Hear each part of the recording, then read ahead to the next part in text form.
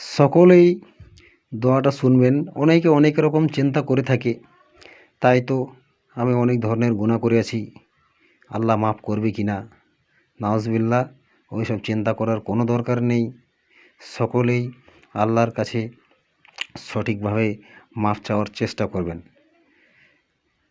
যেখানে তোমার রব ইবলিসের দোয়া পর্যন্ত ফিরিয়ে দেননি, সেখানে তুমি কেন হতাশ? তুমি তো আল্লাহর প্রিয় নবীর উম্মত। তাই দয়া করে নিজেরা হতাশ না হয়ে আল্লাহর কাছে ক্ষমা চাওয়ার চেষ্টা করবেন। দোয়াটা হচ্ছে বিসমিল্লাহির রহমানির রহিম, হাসবুনাল্লাহু ওয়া নিমাল ওয়াকিল ওয়া নিমাল মাওলা ওয়া নিমাল নাসির। এই দোয়াটা নিজে পড়ার চেষ্টা করবেন, অপরকে পড়ার সুযোগ করে দেবেন।